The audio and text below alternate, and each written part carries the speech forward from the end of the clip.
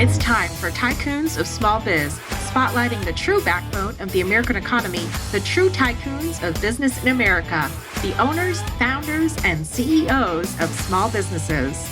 The show's hosts, Austin Peterson and Landon Nance, are registered representatives of Lincoln Financial Advisors Corporation, a broker-dealer, member SIPC, and registered investment advisor. The views expressed by your hosts, Austin and Landon, are not necessarily the views of Lincoln Financial Advisors.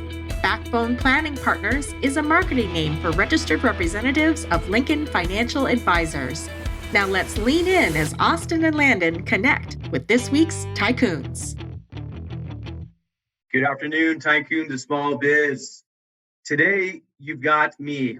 You've got Landon today. It's been a while since I've been with y'all. Super excited to be back. I'm going to be hosting myself as a primary host, and I'll have some of my co-hosts on the next couple weeks. While my much older and worse-looking business partner is traveling across the world. He's over in Europe with his family for a couple weeks. So excited for them to go back and visit the country where his son served his church mission at, and they get to go back and meet some of the people that he met with and share some of the experiences. So Austin, we will miss you greatly, my friend, but safe travels, and hope you have a great trip. So if this is your first time joining, welcome to Tycoons of Small Biz. We are a live radio show and a podcast. We are 109 episodes in now, I believe. Today's 109. We are a podcast that is put on for small business owners by small business owners. And essentially, we have put together Tycoons and continued to run it with a couple of very simple objectives. And that is to provide a platform for small business owners to come on and talk about their backstory, their personal story, and how they got into owning and running the businesses that they run now, and to ultimately create a community and a good experience for the people that come on, so that it's memorable and it's impactful. So today we got a special guest on the show, and that is Rick Parrilla. And Rick has a really cool backstory, which we'll let him talk to us about in just a few minutes. But Rick, we've got a similar start geographically. I grew up in Southern California, and I believe you did as well. So we want to unpack that. But Rick is the owner of Silverado Custom Door and Window. So Rick, welcome to the show, my friend. Thank you. Good to be here. Yeah, absolutely. So you grew up in Southern California, right? Whereabouts did you grow up? I grew up in Charter Oak, which is, I think, just a hair east of Covina, probably about 40 miles east of Los Angeles. I know when we used to go to the beach, it would be about, just a hair under an hour drive down to the beach, down to Newport area down there. But, they're all connected now. But, and I don't know how big Charter Oak is, but Charter Oak, Covina, West Covina area. I was born in Pasadena. So Pasadena was probably about 30 miles west of where I grew up. Gotcha. Okay. Yeah, I lived in Los Angeles County for about 5 years. I went to Long Beach State and lived there for a while. Absolutely loved it there. When I was living in Long Beach, my first real job was down in Orange County. It was 16 miles door to door, but I had to leave 90 minutes early every morning to make sure that I got there on time, because I was traveling down it would have been the 405 southbound, right around 8:30, 9 o'clock in the morning. And that was just a nightmare. So that part of Southern California, I certainly do not miss. That's something that, I realized growing up. Of course, I've lived in Southern California, then moved up to Northern California, then over to the Phoenix, Scottsdale area. And now I'm in the rural area, west of Fort Worth. But, growing up in Southern California, you get used to a drive. And it's not that big of a thing. And sometimes, it might take you an hour to go 15 miles. You know how that is. But it's kind of funny, because the more rural you get in Texas, people think a 15-minute drive or a 15-mile drive is a lot. And it's like, come on, man, I'm used to driving an hour or 30 to 40 miles, if not more.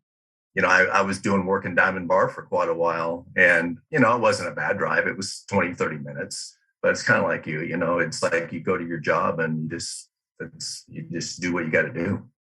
And I think things are maybe changing a little bit with the different type of people. It just seems like the generations, things change a little bit on what people are willing to do. But yeah, I know that drive. Yeah. Well, just as we were kind of getting set up for the show, doing the audio and the video and all that stuff, your lovely wife popped into the picture. So we do know that you're married. But yeah, take a couple minutes, Rick, and just tell us a little bit more about your backstory. Tell us about where you grew up and what kind of household you grew up in, and tell us about your wife and your kids and just anything that's important about your past. Sure. So that we can kind of get that picture painted. Sure. Again, I was born in Pasadena, but I grew up in Charter Oak, walked to the elementary school, which was maybe, I don't know, a mile. But one of the things I do remember about it, I grew up on a cul-de-sac, and I think we had 14 kids on that street. And then the other cul-de-sacs, there was probably another 10 or so, but summer nights, that was pretty great growing up, freeze tag and find the flag and all the different games we used to play. All those kids were probably within 3 or 4 years of my age. So it was a great place to grow up. I started riding motorcycles and water skiing. That's kind of what we did with my family. We used to go to Lake Mojave, Lake Havasu a lot and water ski. I think I started learn to ski around 7. And I think I got a mini bike about that time too. And by the time I think I was 12 or 13, I was racing motorcycles out in the deserts, surrounding the LA County area. So I always like to do that. Always involved in sports. My wife, Lori, we've been married for 40 years. We met in high school and started dating when we were sophomores. And then I think we broke up as juniors and got together as seniors and have been together ever since. She's been a great asset in my life, relationship-wise and business-wise. And we get along really well. We like to do the same things. We compete in triathlons, and we scuba dive and water ski and wakeboard and snow ski and do a lot of things together. So it's been a blessing. I've got 3 children. My daughter, Jordan, is the oldest. She lives in Fort Worth. She's an interior designer. She studied abroad. She went to Baylor College. She studied abroad in Florence, Italy, and for a short period of time, and learned a lot about wines and actually worked with the sommelier and got to where she was pretty darn good at that. And she majored as a journalist, but when she came back to the Texas area, she worked in wine sales, high-end wine sales as a distributor for quite a few years. And then she switched over, and now she's got a very successful interior design company based out of Fort Worth. My son, Nathan, he's 9 days short of a year younger than my daughter. He worked with me for quite a few years, from young, probably 12, 13 years old, all the way till he was probably about 26 in the door business. Now he's a general contractor out on his own. And I miss him in the door shop, but he's been very successful as a building contractor in the area. And then my youngest son, he lives over in Southern California, and he's an agent in the movie industry. So that's just, I remember when he moved over there probably around 6 or 7 years ago. It's like, why did you ever leave Los Angeles? It's great over here. It's just like, well, we're just seeking a different lifestyle. Yeah, but, right. It's been kind of cool. He actually sent me an audition tape. It's probably been about 8 months ago. At the time, we didn't know what it was about, but it was about, I had to basically do a Zoom audition about my motorcycles and my motorcycle backgrounds and repairing motorcycles. And then I had to kind of pretend like I was polishing a motorcycle. I ended up getting a call back 2 days later where I had to do a face-to-face with the producer and the director, and we still didn't know what it was about. And Palmer, my son, he's like, I think it's either a Samsung or an Apple commercial. So I did that call back, and then I got a call about 3 weeks later and got hired for the job for this Apple commercial. Flew over to Southern California and went up into, it was being filmed in the Hollywood Hills. It was a really neat experience. It was really an enjoyable thing to do. It was kind of scary because I've never done anything like that before. But we were there for 3 days. Apple actually almost, I think they rented the whole 3 blocks of that area for the shoot. But it was quite an experience, and I really enjoyed talking with all the different workers and the boom operators and cameramen and all that. It was just it was a neat experience. But that's my youngest over there in California, and that's what he does. Of course, I started once I had a driver's license. I ended up getting a job with a guy. He was actually an airline mechanic that worked nights, and in the days he would do remodels and room additions. And I think he just needed somebody that had a truck that would take stuff to the dump. So I did that for him every Saturday for a few Saturdays. And then his name was Alan, and he's like, "Hey, you interested in working for me on the weekends and after school?" And so I think I had football and stuff, but it's like, when I'm done, yeah, I can do that. And it was a really great experience, because I think actually when I started work for him, we were just getting ready. He had just had the foundation set up to pour. So I was able to be part of that, setting the rebar and finishing the concrete, framing, and we worked it all the way through to we were, roof the building. So as a start for somebody to be able to learn all those different trades, of course, I didn't learn them all, but I was, being able to see how it was being done and hands-on. It was a great experience. And that kind of is what started me in the construction industry. Very cool. Very, very cool. Well, I got a quick story I'll share with you. I think you'll appreciate this. So I got a picture message yesterday from my mom. I'd gotten home in the evening and we're sitting there having dinner, and my phone goes off and I see these picture messages from my mom, and I'm like, what the heck is this? And so I had to zoom in on it, but it was a piece of paper that my mom kept from when this is when I was in 5th grade. And when you're in elementary school, you do these exercises where it's something like this, okay, here's a template, and we want you to write down, what you like, what you're afraid of, what you want to be when you grow up, and all this stuff like that. So Sure. It was just a 1-page piece of paper, and I was reading it, and I started cracking up, because from the time I can go back and actually remember things, I have been obsessed with dirt bikes. I mean, when I was a kid, I was just obsessed. And I asked my parents for years and years and years to get me a dirt bike, and they just said, no, no, no. And finally, I was probably 8 or 9 years old, and I got them to buy me it was a Honda Mini Trail 50. So I was born in 84. So this thing was from the 70s. And so that was my first. Now, did it have a tank up top, or did it have that low bar where you could almost step through the bike? Because I remember a trail, but that might have been more in the 60s type era. Yeah, I think it did have a tank. Okay. Yeah, I did have a tank.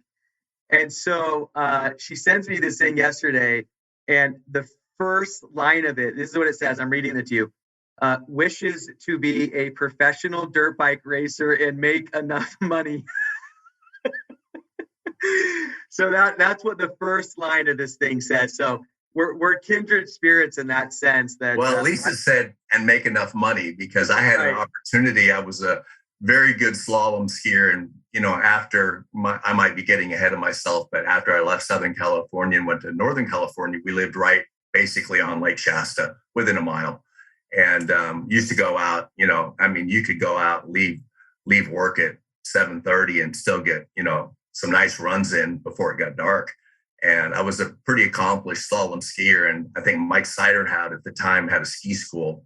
And I was skiing one night, and they pulled me over, and it's like, we'd like to get you involved with our school and, maybe get you into some competing. And, that was a really neat offer or a gesture from them. And then I started looking into what, at the time, this was probably early 80s, what professional water skiers made. And it's like, no, I'm not going to get into that.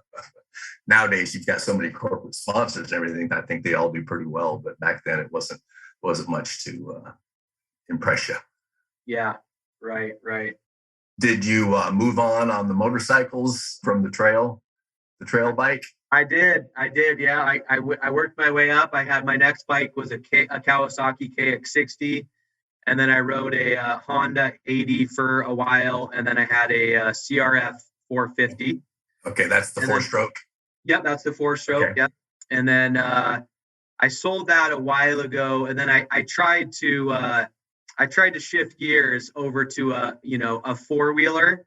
And I think when you've been on two wheels, your whole life, going over to the four wheels, that transition is just it's very unnatural, So It's not the same, is it? it's not the same. So I sold my four-wheeler a couple years ago, and I don't have anything currently, but I've got twins that just turned 2. Wow. So, maybe in a year or two, we'll get them on a little Pee-wee bike, and then, Dad will have to get a bike to ride along. There you go. There you go. That's kind of where I'm at. I think the last bike I had, I've got a road bike now, but the last bike I had was a KZ 250, and my kids, so it's been probably 10, 15 years, but they were competing in motocross and that type of thing over here. And I remember there was a local motocross race, and I went there and decided I was going to compete in the motocross. And man, I think it was, and the same thing happened. I remember, I think the first race I was like 12 or 13, and we were actually just out in the desert somewhere. And I think it was called the DRA, Desert Racing Association. There was probably 200 bikes out there, and they had a race that was getting set up. And I remember I wanted to compete in it. My dad drove up to whoever was running and said, "You mind if my son gets involved in this?" And he goes, "Well, he won't get any points or anything, but he can race along with everybody." I remember we started on top of a hill, and then you drop down, and there was a bunch of whoops in the sand. And, of course, I take off. I think it was a Yamaha 175 Enduro that we put the high fenders on and stuff like that. It was probably maybe I don't know, 70 something. But back then there really wasn't motocross bikes, at least to my knowledge. You got like an Enduro, and you took the lights off and put the high fenders on, and, did some suspension work. But I remember I took off down that hill, and I thought it was ahead of everybody until I hit the whoops, and it's like, boom, boom, boom, bam, I was down. Adrenaline was in. I jumped back on, got it running, took off, made it about another 100 yards. It was down again. But I think I hit my neck on the handlebars on that. But I've had to learn to control my adrenaline, in all the things I compete in. But that was my first experience with that. Yeah, very cool. Very cool, Rick. All right, so let's talk about Silverado Custom Door and Windows. And as I'm kind of preparing for our conversation today, I read through the notes in a little bit more detail. And if I understood it correctly, did you acquire the business, or did you start it? So tell us a little bit about that story. Okay, so I moved to Northern California out of high school, played a very small bit in college football, but that really didn't work out. My size just didn't work at that next level. But I was always in construction. I had a real good construction job. So I was a general building contractor. And then the economy started dying down. Phoenix was hopping at the time. So I thought, well, I'm going to go ahead and get my license in Arizona and see if I can run a business in California and in Arizona, because I remember like Scottsdale, Phoenix was just booming. So I went ahead and did all what I needed to do, flew over there, did my application. I think I got a test date maybe 5 months later, and went over there and did my testing, and became a general contractor. And I think maybe about a year later, I moved from Northern California over to Fountain Hills, which is where are you are you in Tempe? No, I'm in Vegas. You're in Vegas. I'm sorry. That's Austin. Austin's in Gilbert. Right. So I ended up moving up to Fountain Hills. But really the first decent job I got was, of course, as a general contractor, you got to kind of establish yourself. And there really wasn't any doors opening. But I got a job running some trim crews and for a company based out of, I think it was Gilbert. So I oversaw that. Of course, hanging doors, the guys hung doors, baseboard, all the interior finish work. So I got to know the door shop in Gilbert, one of the guys there pretty good, because I was going there a lot, getting product and stuff. And I was really interested. They had pre-hang door machines. They didn't manufacture anything. They basically would bring in, like 2-panel, 6-panel paint grade doors, or a stain grade door, pre-hang it on the door machine with jams, prep it for the locks. And they did multiple and then ship them off to the job sites. And it really interested me watching them do all that work at the shop. And I got to know the guy, Warren, that ran the shop pretty well. And I don't know, something come across. He said, "You really seem like you're interested in this." And it's like, it's a pretty interesting occupation. And I remember he had contacted me, said there was a door shop, kind of like the one that they ran in Flagstaff, that was shutting down, and they were selling all their equipment. So I ended up going up there, looking at what they had, bought their equipment, and it was kind of the same thing. It was kind of a production type shop where you would buy paint grade and just production type doors, pre-hang them and sell them. But I ended up buying the shop. I think there was one shaper that came with it where you could actually, do your different cope and stick cuts on your joinery cuts to where you could assemble a door. And I realized it's like, they were in the Phoenix area. I think there were 30 or 40 pre-hang shops. And it's like, I can't compete with that. You start looking at what the costs were and the profits. And it's like, I don't want to get into where I'm competing against 30 or 40 other shops. I want to get into some specialized things.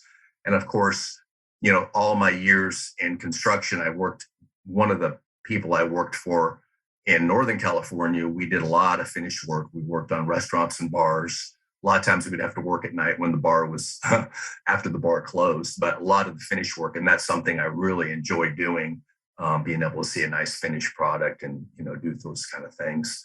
But so I kind of decided, of course, being around that, seeing custom doors, I always appreciated that. And I thought decided I wanted to get into building custom doors. Of course, I, was still doing my other thing with the trim company. But, you got to realize, there was no internet back then. So not ever working manufacturing doors. It's like, nowadays, obviously you can get on and, look and find anything you want, techniques, tooling, or anything. Back then, there was nothing. I remember going to libraries and trying to find books on how to, the different types of joinery profiles that you could get. And then, even when you find out the different type of joinery profiles, it's like, where do I get them? So there was no networking or anything at all. And basically the most basic joinery technique is a mortise and tenon. I did that for about a year and a half. Something happened. I don't remember. I finally found a magazine. And of course, it's the same thing. You go into a store or a market and you see like DIY magazines, but nothing for the trades. So just not knowing where to get any of this stuff. The machine that came with that door shop that I bought, it's called a Watkins Burleson. It was made in Europe. And again, no internet, no way to find out how to get a hold of them, because there was some tooling on that. But, not knowing anything about power feeders or any of those tools, it was a struggle. But I remember once we found that one magazine that had professional tooling on it, it just opened up a brand new world. But I studied a lot on joinery. I studied a lot on woods and, cell structures and all that. What happens when you kiln dry wood and what happens when water gets into wood and, how to displace the water. And, just because I wanted to, if I'm going to build a door, especially a custom door, I want it to be the best it can be. And you have to have a lot of knowledge about things. I remember when I was in Fountain Hills, I had my door shop in a industrial park. And there was another industrial park down the way. And there was a door manufacturer in there too. And I think he was building George Strait's doors at the time. But one thing I never forgot is they had a pile behind the shop of, 50 to 100, scrapped doors. And it's because they were twisted and warped. But I went over there one time and was watching him running everything.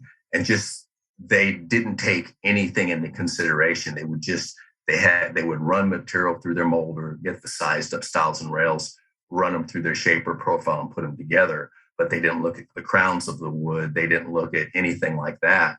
And they just had a lot of rejects. And that's one thing that I can say after finally, coming up to the techniques that I've come up with on building my doors. I don't get rejects because by the time we get to where the door is completed, we know it's going to be good, straight, and true. That's been a really good thing. Yeah, that helps paint the picture, gives us great context, which is, I think just a natural transition into tell us about the business, today. Tell us, kind of exactly what you guys do and what you focus on. That'll probably lead us up into our break here in the next, 3 to 5 minutes. So one of the things, again, in my years in construction and going up in construction, one thing that always interested me was the finished work of stuff and the finished products. And I remember when I was on framing crews, watching the finished carpenters do their work and staircases and those kind of things always intrigued me. So being able to move into that was always great. and enjoyable. And it's something that, in my mind, you can really be proud of. And one of the things I always try to teach my employees, and of course, this day and age, that's a hard subject. Trying to keep and retain employees in the workforce is quite a challenge. And you're never going to have anybody. I mean, I live in a town of 10,000 people, maybe 12. But of course, I've got the Metroplex and everything around me. And we work all over the country. We've got projects we've done in New York, got a lot of projects in Florida, New Mexico, Colorado, pretty much almost every state in the country. But so it really doesn't matter where I'm located. But of course, with my demographics, trying to find employees is always tough. And usually the best I can find is somebody that might be in the construction industry, but trying to teach them the joinery and the attention to detail is basically the motto of the shop. And one thing I try to teach people is, attention to detail isn't just on the doors. It's kind of a lifestyle. Like when you're cleaning up the shop, it doesn't matter what you're doing. You have to do it the best you can do it, because that's going to build something in you that's going to require that, kind of more life lessons than just, what I want to produce in the shop. But so we always wanted to do unique things. And we got to the point over the years where we do a lot of specialty doors. We did a big project in Orlando, Florida about 3 years ago. In fact, it was in Architectural Digest magazine and Interior Design magazine. The architect won an award for it. We did a pair of doors that were 12 foot tall and 18 feet long, one door. So, and it's neat on those things because I think after talking to the architect for a while, nobody else would even touch that. And I think with being in as a general contractor and being in the building industry, I learned a lot of things about spans and structures to where I could use that knowledge on putting together large doors and know that they would stay together and stay stable and stay true. And that's a cool thing, to being able to collaborate with the different architects to be able to design a door. But another neat thing about that was when I'd moved here, I rodeoed for a while and I built an arena on my property. And one of the guys that I became friends with was teaching me how to weld in the arena. So by the time I got done with building this arena, I was pretty good at knowing how to weld. Well, of course, we build these huge doors. I had to build an A-frame to be able to get these things on a truck to travel all the way to get shipped over to Orlando. So that was kind of neat too, to be able to, again, it comes into the past of knowing structurals and spans and be able to, you think about a door that's 18 feet long and you're having to build a metal A-frame, but you've got forks on a forklift that are only 4 feet. So you've got quite a little cantilever hanging off the side where you got to get those forks to lift that whole thing up. And it's kind of neat when you can pretty much self-design that kind of stuff and get your forklift under it and everything works perfect. So that's always enjoyable. But getting back to your original question. So we've always tried to get into the specialty things to be unique.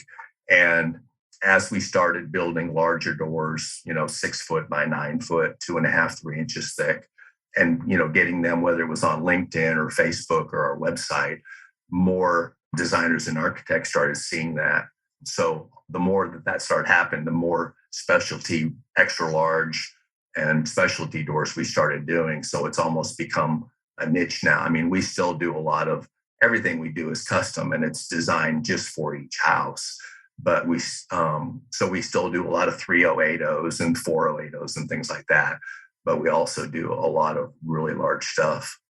So, and when I say large stuff, we got asked to do a Dream Street home this last year. And I don't know if you're aware of what the Dream Streets are. I know they've got them in all the big cities, but they basically take 3 or 4 of the top builders and go into a really neat, elite neighborhood. Each builder has their own designer, and then they build a really cool house. And then people pay for like a month to go take a tour through these homes. So we just finished one up in Fort Worth that was quite a neat thing. And the door was 6 foot wide, 9 foot high, and then it had full glass transom pivot door, about 3 inches thick. But we got some rave reviews off of that. And now we've been asked to do 2 of the 3 homes in the 2023 Dream Street for 2 other builders, which is kind of neat.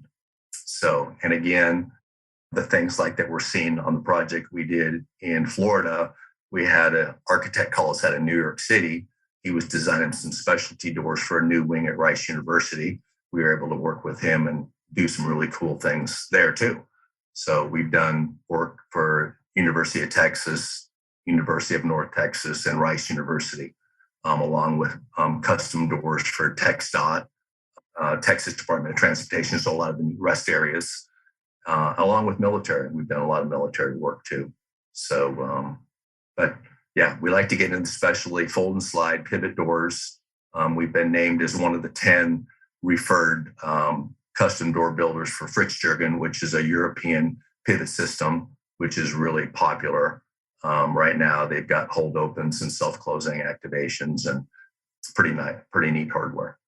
Yeah, interesting. All right, I'm going to ask you a question about another aspect of your business, but just before we do that, let's just hit the pause button real quick, and we'll hear a quick call to action here. Hey there, Tycoons. Austin Peterson here, co-host of Tycoons of Small Biz. If you think you have what it takes to be considered a tycoon and you're wondering how you could become a featured guest, please follow and then message us at Tycoons of Small Biz on LinkedIn. We'd love to have a conversation with you to see if it is a mutually good fit, and if so, we'll get you scheduled for an interview. If you're unsure about being a guest on our podcast, but are contemplating selling your business over the next few years and you'd like to know what your business is worth, please also follow us and then message us on LinkedIn for your no-obligation, informal valuation of your business. We look forward to hearing from you, and thanks for listening to the Tycoons of Small Biz podcast. And now, back to today's program. All right, welcome back, Tycoons. We're here with Rick Parrilla from Silverado Custom Door and Windows, having a great conversation, learning a lot about Rick's backstory and how he got into what he's doing now. All right, so Rick, I got to ask you, Silverado Custom Door and Windows. We've talked a lot about doors so far, but I have not heard you mention windows at all yet. So talk to us a little bit about that. Honestly, we probably do 80 of our sales, 80% are custom doors, and the other 20 are windows. We are limited on what we do, and I don't want to say limited. We've limited ourselves on what we do. We do casement windows. So these are all custom wood. We don't do any veneers, any engineered styles. Everything we do with doors and windows is solid wood. So none of the engineered particle board core or anything like that. Everything is solid. But so what we do is casement windows, which are the crankouts. Casements. We do French in-swing windows, which are a hinge window that swing in and have stays. We don't do double hungs or single hungs. So that's kind of where we're limited on that. We just finished a resort up in Red River, New Mexico, where we actually did a large amount of windows. The place was overlooking the ski lifts up there. But we did all the windows on that, which I think consisted of about 30 windows, and some of them were as tall as 10 foot. And then all the doors and all the flooring on that. But those were all casements if they weren't fixed. And one of the things too, of course, being in the industry a long time, Lowy 366, you're probably familiar with that in the Vegas area. It's got some reflective coatings built into the glass that don't actually, it lets the light in, but doesn't let a lot of the heat in. We did just the opposite in Red River. We used a Lowy 118. And what that does is it lets the heat in, but doesn't let it out. So that way, if you've got a lot of southward facing and you're in the cold weather climates, you're allowed to use the energy and the warmth from the environment to help heat your home instead of trying to keep it out. Gotcha. So, well, I'm sure you know plenty about doors and a lot of other stuff around construction, being that you've been in the industry forever. But I will make an observation. I think your passion really lies in the doors, because when we talk about the doors, I can, visually see your face light up, and you obviously have a deep passion for making what sounds like very high quality doors. So let's talk a little bit more about that just for a moment, if we can. So unlike you, my friend, I can hang a painting on the wall, and that's about the extent of my construction abilities. And I know absolutely nothing about doors, other than we did get a really cool barn door made for us a couple years ago when the twins were born, so that we could close off what was not an official room, but a bedroom. It was kind of like a second living room, and we made it into a more official bedroom. And we did that with this great custom barn door that was made for us. So you mentioned that you do solid wood doors only. So I imagine there's other kinds of doors. I think you mentioned, engineered, or I think that's a nice way of saying, fake wood doors or metal doors. So talk to us about why solid wood doors versus, something different. Well, to me, and we use lots of different types of wood. We use a lot of exotics, mahogany, sapele, import type woods. We only, of course, exterior doors, we're only going to use a wood that has really good exterior properties, which is a lot of it's mold resistant, bug resistant. Spanish cedar is a great wood. It's in West Indies and not really Spain because it's called Spanish cedar, but a lot of it's in Africa. And a lot of it now is being grown in plantations over there. So it's very consistent. It's a real fine wood, but it's rot resistant.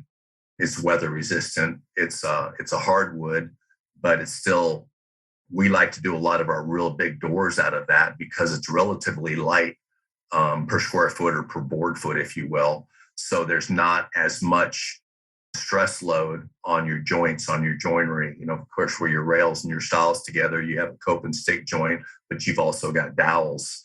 But when you have a door that weighs 600 pounds and it's all pulling off your hinge side, there's a lot of stresses there. So we like to use the Spanish cedar because it is a lighter. It puts less load on it, but it's a beautiful wood. Solid wood. I just, if somebody's going to pay the kind of money they pay for custom doors, they have, when they started getting into people trying to build cheaper things, they'll get a really beautiful wood, but it might be a 3/16 inch veneer.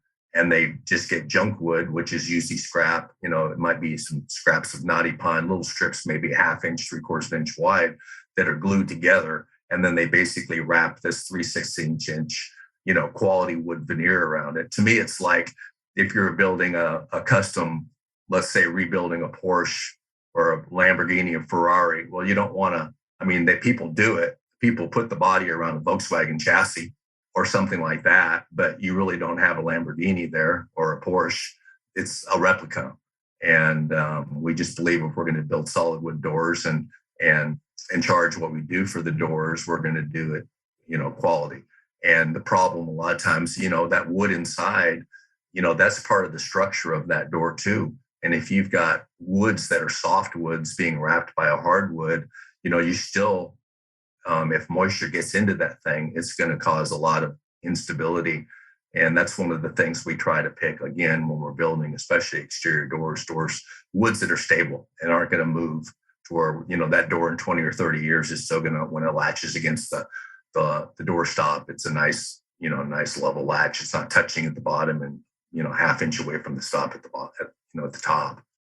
Yeah, I understand some of that, but not most of it. But yeah, what I can certainly glean, from what you're sharing is that, you guys are laser focused on making just very high quality custom doors. Yeah, and everything we do is made by hand. We've got machinery that we run our components through for our joinery. But it's not like we, throw all these pieces of scrap into a machine and, out comes a door. And we do a really unique, again, your stiles on your door are your vertical components, your rails are your horizontal components. And, I was talking about that one door shop in Fountain Hills that had all those doors that just thrown in a pile without getting too into it. A lot of times you can, if you're going to build an 1 3/4 door, you can buy a piece of hardwood that's 2 inches thick and surface it down to, 1 3/4 and in a very rapid motion, put a door together. We do it a lot differently. We basically get 1 inch material.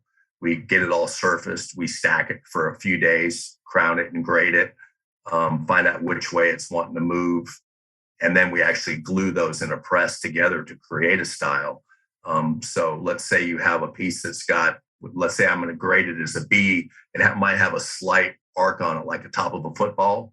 You would do the same thing, get another grade B below it and reverse those two grain patterns and glue them together that way. That way, that same structure is fighting against one another to create a straight style. And like say you grab the solid piece of 2-inch wood, it's always going to have a bow in it, whether a lot or a little. You can never get that out. But by going with two thinner pieces and reversing your grain patterns, you're going to end up with a real stable door. And that's the kind of things we try to focus on.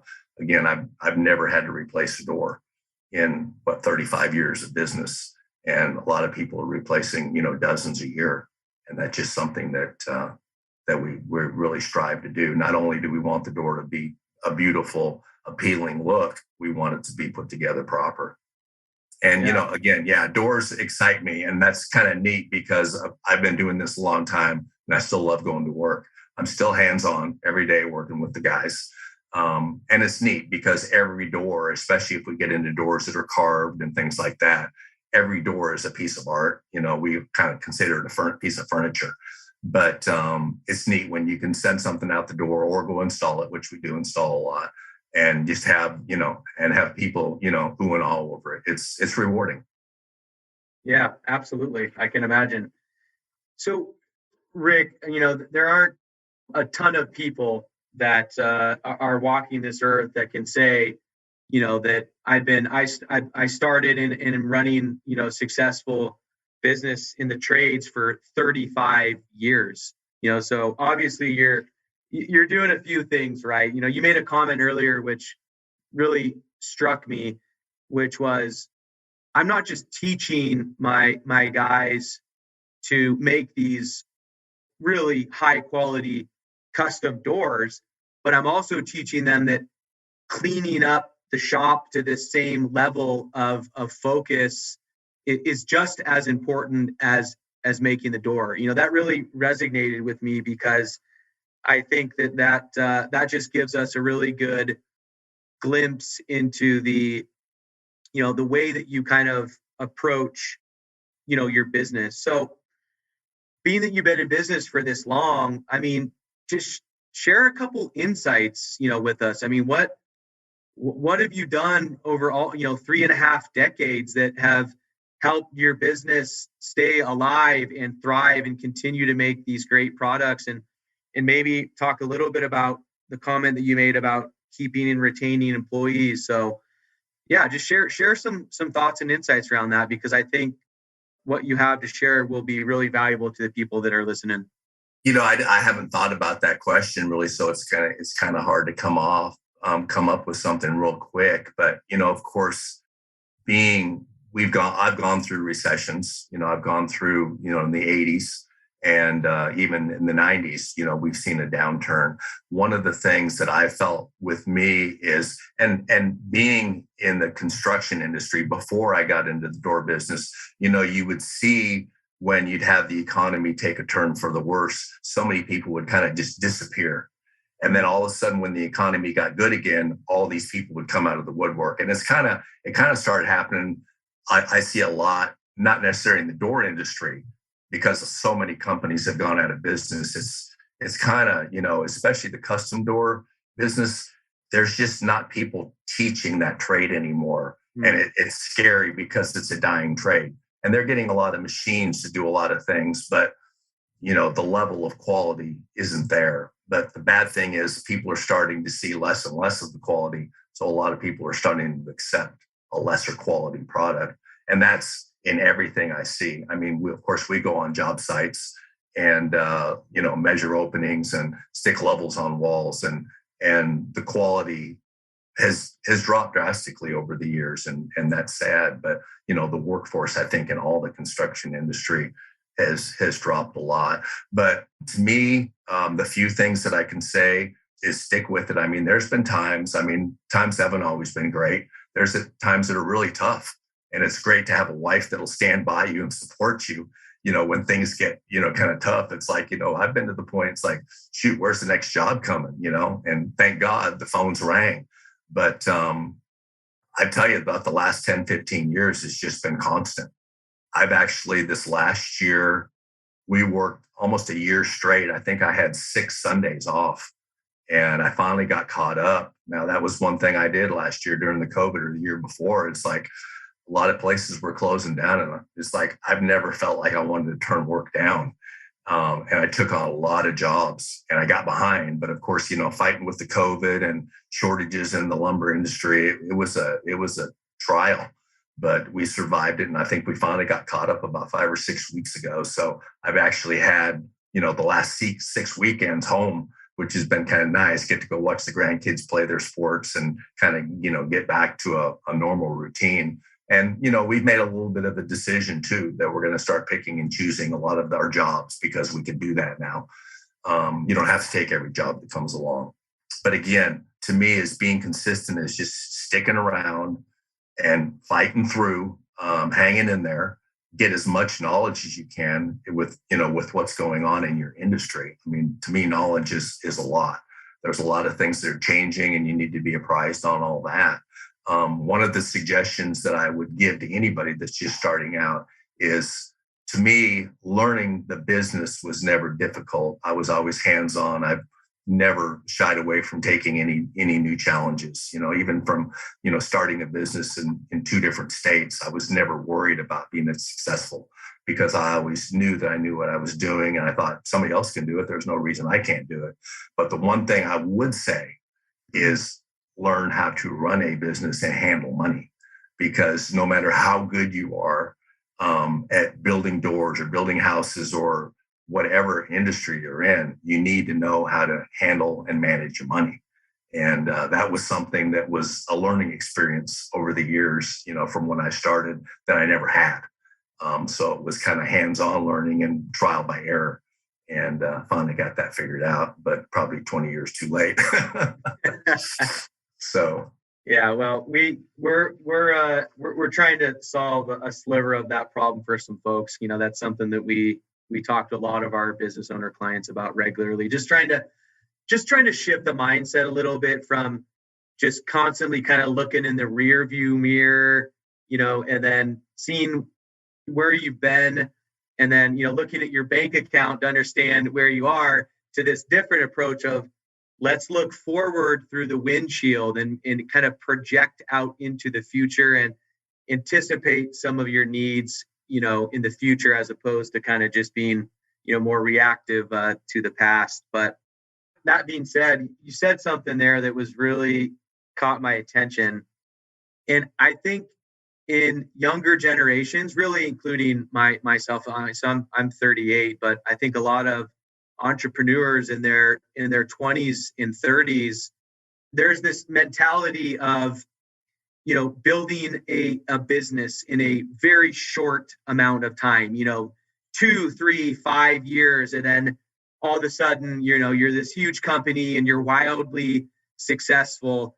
And the reality is, Austin talks a lot about this on the show. The reality is that is a fraction of 1% of companies that have that kind of a trajectory.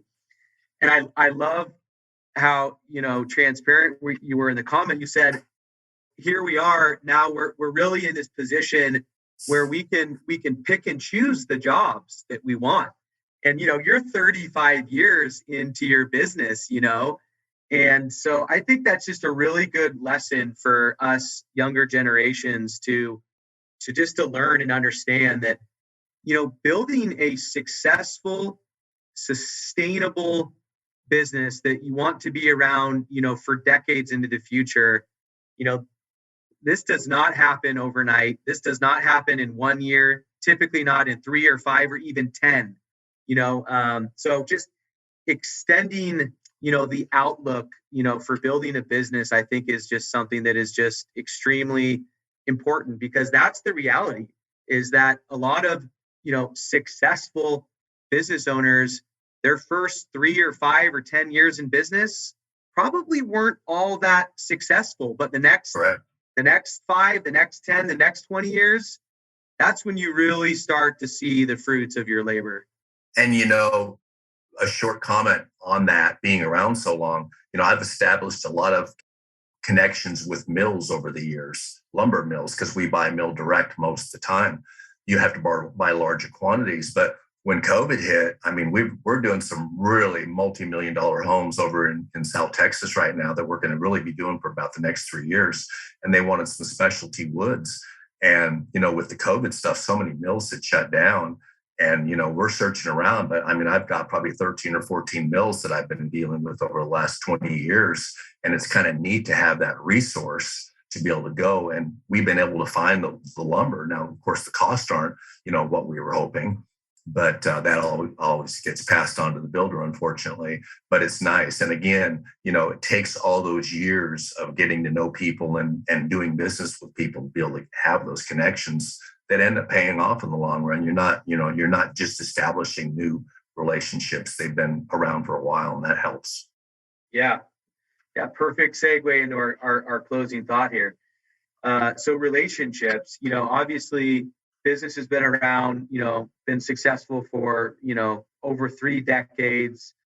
You got some kids that are certainly successful in their own rights, but what's the future look like, for the company? Are you trying to get Nathan back in here to take this thing over and run it for the next? I don't think Nathan will, but I've got a couple young guys that are working for me that seem like they have potential. I've had a couple people a few years ago that I thought would be able to, because I don't necessarily want to get out of the business 100%, but it's nice to be able to go on a trip for a couple of weeks at a time and know everything is going okay. And, some guys, I had a guy that was with me for quite a few years. He actually started with me when he was, didn't even graduate high school, a very intelligent guy. And I had made the comment after about 3 years that, we could possibly groom him to, kind of start running things. But all of a sudden, and he was young, but all of a sudden he wanted things to start happening way before he was ready for that to happen. And that didn't work out. So again, the challenge is finding good quality employees, and then hopefully something can go from there. And it's hard to say. It's really hard to say. Oil field's a big occupation around here, and it just hasn't worked out to be able to hire oil field employees because it's kind of a different mentality of worker. I mean, they're used to pipe wrenches and sledgehammers, and we're used to finesse. So very hard to switch somebody over from that. But, the high school used to have what they called a DECA program, where somebody interested in the trade would basically take 5th period and 6th period and then work a couple hours after and learn. And it's been neat to be able to have those guys because they've gone on into some pretty substantial construction jobs after they graduated, college. And they always, reach out and talk to me about the things I've taught them. But, the challenge right now is finding a good, solid workforce. And, I've got outside salesmen that talk to me a lot. And, some of these cabinet shops that used to have 50 to 75 employees are down to family members. And they just, they butt their head against the wall because just trying to find a workforce, and it's tough. And I don't know how people are surviving without working, but it seems like they are. But I've got a small team at my shop. I've got 4 guys that are all working out pretty darn good. And you just hope that it can continue on. So there's always somebody in the wings, but you like to keep the same guys for long term. Yeah, absolutely. Well, they say it's a whole lot less expensive to, keep the guys you have than to, go out and find a new one and have to train them. So, oh yeah, that's a long period of time. If you get a chance, Rick, you should listen to last week's episode. So Josh Zolan and his dad's, I think Josh is the son. It's a father and son. I can't remember the dad's name. Was that Windy City, their equipment? Was it Windy City? Yes. Something like that? Josh and Joel Zolan. So yeah, they were actually our first guest on the show. I did watch that. Oh, you did? Okay, cool. Yes. So, yeah. Yeah. So he wrote a book called Blue is the New White. And he's just a big advocate for the trades. And so I think you would be, preaching to the choir, having a conversation with him. So maybe you guys should connect sometime. But anyway, Rick, we're pretty much, out of time here. I've thoroughly enjoyed, the conversation with you. Learned a lot about doors as well, which I've enjoyed. I probably confused you more than helped you. Maybe a little. But yeah, Rick, so if people want to get in touch with you, can you just share with us, one or two ways? What's the best way for people to reach out to you? Sure. Internet is www.silveradodoors.com. Phone number 940-362-4571. Or you can just look up, Custom Doors on the internet or Custom Doors Texas, and we'll show up. Okay. All right. Fantastic, Rick. Well, thank you so much for joining. You are certainly a true tycoon, and we look forward to following your continued success. Landon, thanks so much for the opportunity. Yeah, my pleasure, Rick.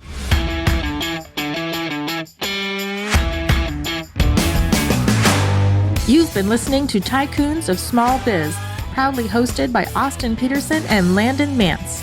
Austin and Landon are comprehensive financial planning professionals specializing in financial, estate, and succession planning for small business owners.